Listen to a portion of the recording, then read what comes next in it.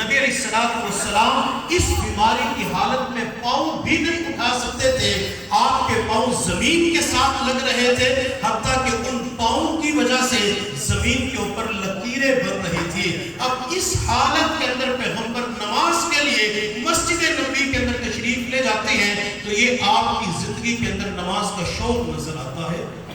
میرے محبوب صلی اللہ علیہ وسلم کے صحابہ کرام کی زندگیوں کو دیکھیں تو صحابہ کی زندگیوں کے اندر شوق عبادت نظر آئے گا۔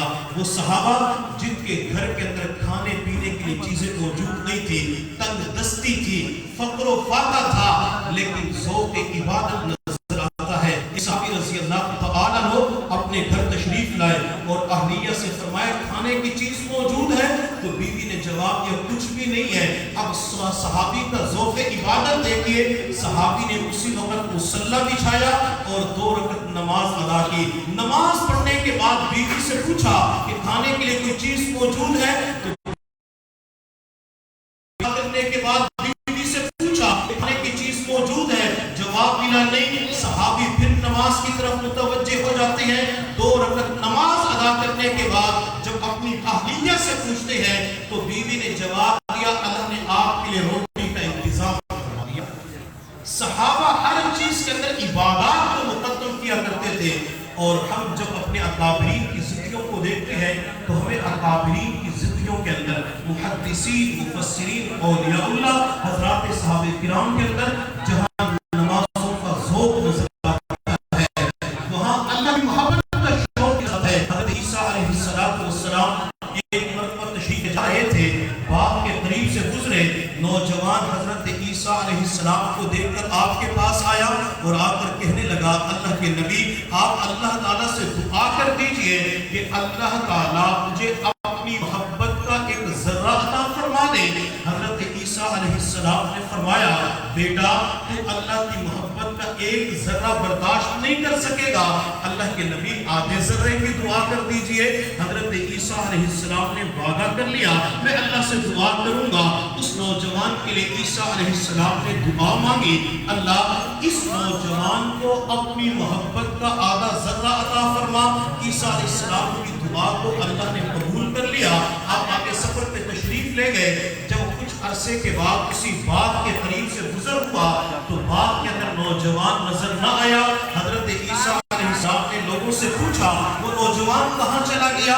تو لوگوں نے بتلایا اس کی زندگی تو بدل چکی ہے، زندگی کی کایا پلٹ چکی ہے، وہ تو آبادی کے اندر نہیں رہتا، وہ تو پہاڑوں کے اندر زندگی گزارتا ہے۔ حضرت عیسیٰ علیہ السلام لوگوں سے پوچھتے ہوئے پہاڑ کے دامن کے اندر پہنچے، وہ نوجوان ایک چٹان کے اوپر بیٹھ کر آنکھیں بند کر کے ہاتھ اٹھا کے اللہ کی محبت کے اندر دعا مانگ رہا تھا۔ اس نوجوان کی آنکھوں سے آنسو بہہ رہے تھے۔ حضرت عیسیٰ علیہ السلام نے اس نوجوان کی دعا کے ختم ہونے کا انتظار کیا۔ جب دعا مکمل ہو گئی عیسیٰ علیہ السلام نے اس نوجوان کو سلام کیا، لیکن وہ نوجوان سلام کا جواب نہ دے سکا۔ حضرت عیسیٰ علیہ السلام نے اللہ سے رابطہ کیا اللہ میں اسے سلام کر رہا ہوں جواب نہیں دے رہا۔ تو میرے اللہ نے فرمایا میرے پیارے عیسیٰ وہ بندہ آپ کو جواب اس وقت کیسے دے سکتا ہے جس کے دل کے اندر میری محبت کا آدھا ذرہ موجود ہے۔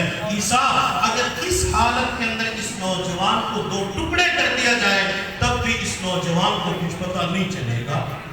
لوگ باقاعدہ اللہ سے اللہ کی محبت مانگا کرتے تھے، اور پھر کسی کہنے والے نے کیا خوب کہا مجھ کو نہ اپنا ہوش نہ دنیا کا ہوش ہے، مجھ کو نہ اپنا ہوش نہ دنیا کا ہوش ہے، رہتا ہوں مست ہو کے تمہارے جمال میں، تاروں سے پوچھ لو میری روداد زندگی، راتوں کو جاگتا ہوں تمہارے خیال میں۔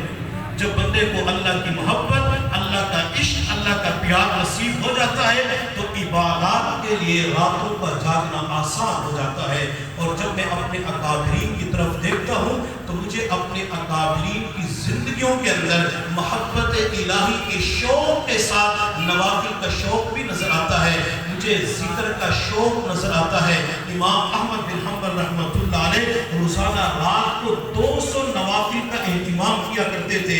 یہ امام احمد بن حنبل رحمۃ اللہ علیہ ایک مرتبہ سفر پہ تشریف لے جا رہے تھے، رات کا وقت تھا، سوچا کہ رات مسجد کے اندر گزار لیتا ہوں۔ آپ مسجد کے اندر گئے، عشاء کا وقت ہوا، فارغ ہوئے تو آپ کا ارادہ یہ تھا کہ بستر یہیں پہ لگا لیتا ہوں. تھوڑی دیر کے بعد مسجد کا خادم آیا اور آ کر کہنے لگا بوڑھے میاں میں نے مسجد کو بند کرنا ہے, اپنے ٹھکانے پہ تشریف لے جائیں.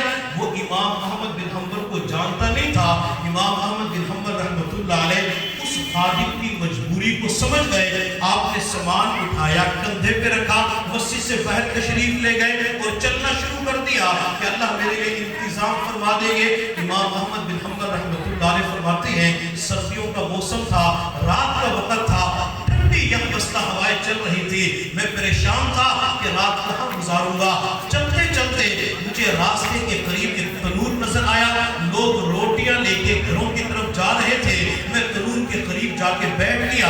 امام احمد بن حنبل رحمۃ اللہ علیہ فرماتے ہیں میں نے روٹیاں لگانے والے نان بھائی کو دیکھا. جب وہ پیڑا بناتا تو استغفر اللہ پڑھتا, جب پیڑے کو بڑا کرتا تو استغفر اللہ پڑھتا, اس پیڑے کو تنور کے اندر لگاتا, باہر نکالتا, پیک کر کے دیتا, ہر وقت استغفار پڑھ رہا تھا. امام احمد بن حنبل رحمۃ اللہ علیہ فرماتے ہیں کہ اس نان بھائی کے شوق میں استغفار کے اوپر میں بڑا حیران ہو گیا. ہر وقت استغفار پڑھ رہا ہے.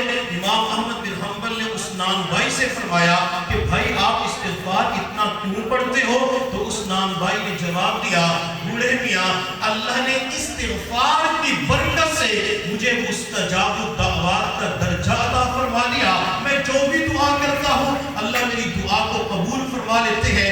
البتہ ایک دعا ایسی ہے جو ابھی تک قبول نہیں ہوئی اور مجھے اللہ کی بارگاہ کے اندر قبول ہوئی ہے. اللہ میری اس دعا کو بھی قبول فرما لیں گے. امام احمد بن حنبل رحمۃ اللہ علیہ نے فرمایا وہ کون سی دعا ہے جو ابھی تک قبول نہیں ہوئی؟ تو نان بھائی کہنے لگا میری زندگی کی سب سے بڑی چاہت یہ ہے کہ اللہ مرنے سے پہلے ایک مرتبہ امام احمد بن حنبل سے ملاقات کروا دے, اللہ ان کی زیارت کروا دے. جب امام احمد بن حنبل نے سنا وہ اٹھے اور اس نان بھائی کی پیشانی کے اوپر بوسہ دیا. تو نان بھائی کہنے لگا کہ آپ نے میری پیشانی کے اوپر بوسہ کیوں دیا؟ امام احمد بن حنبل نے فرمایا کہ میرا نام احمد بن حنبل ہے, اللہ نے استغفار کی برکت سے اس دعا کو بھی قبول فرما لیا. یہ اللہ اپنے بندوں کو شوق عطا فرماتے ہیں. اس لیے ہم اللہ کی بارگاہ کے اندر دعا ضرور مانگا کریں اللہ مجھے عبادت کا شوق عطا فرما, اللہ مجھے نماز کا شوق عطا فرما, اللہ مجھے تلاوت قرآن کا شوق عطا فرما. بعض مرتبہ کئی مہینے گزر جاتے ہیں لیکن قرآن کھولنے کی توفیق نہیں ملتی.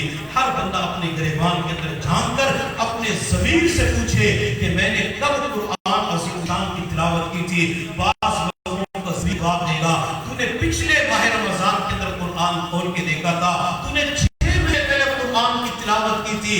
اب یہ گھر کے اندر قرآن الماری کے اندر پڑا ہوتا ہے. بعض لوگوں کے موبائل کے اندر بھی قرآن موجود ہوتا ہے, مسجد کے اندر بھی قرآن موجود ہوتا ہے, لیکن قرآن کو کھول کر دیکھنے کی اسے توفیق نہیں ملتی, قرآن کی تلاوت کی توفیق نہیں ملتی. اور جب میں تلاوت قرآن کے شوق کو سیدنا عثمان غنی کی زندگی کے اندر دیکھتا ہوں تو مجھے سیدنا عثمان غنی رضی اللہ تعالیٰ عنہ ایک رکعت کے اندر پورا قرآن پڑھتے ہوئے نظر آتے ہیں. یہ اللہ نے شوق تلاوت عطا فرمائی تھی. تو کسی نے عثمان سے پوچھا عثمان ہم سے تو ایک پارہ نہیں پڑھا جاتا, آپ ایک رکعت کے اندر پڑھتے ہیں. تو سیدنا عثمان غنی رضی اللہ تعالیٰ عنہ نے فرمایا لو صحت قلوبکم لما شبعت من تلاوت القرآن. لوگوں اگر تمہارے دل صحیح ہو جائے یہ قرآن کی تلاوت سے کبھی سیر نہ ہو.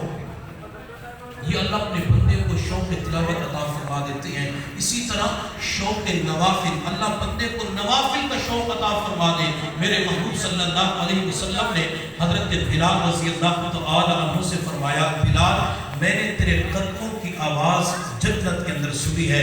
بلال آخر تو ایسا کون سا عمل کرتا ہے کہ چلتا زمین پہ ہے اور قدموں کی آواز جنت کے اندر سنائی دیتی ہے؟ حضرت بلال رضی اللہ تعالی عنہ نے جواب دیا اللہ کے نبی لگتا یہ ہے میرا ایک عمل ہے, اللہ کو وہ عمل پسند آ گیا. بلال وہ عمل بتلا تو صحیح. حضرت بلال رضی اللہ تعالی عنہ نے عرض کیا اللہ کے نبی میرا جب بھی وضو ٹوٹ جاتا ہے میں فوراً وضو کر لیتا ہوں اور وضو کرنے کے بعد 2 نفل تحیت الوضو تحیت المسجد ضرور ادا کرتا ہوں. لگتا یہ ہے کہ اللہ نے اس نفل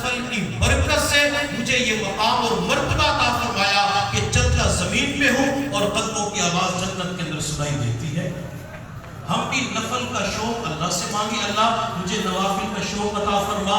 اللہ اشراق، چاشت، اوابین، تہجد، صلاۃ توبہ، صلاۃ حاجت، صلاۃ شکر، اللہ یہ شوق عطا فرما.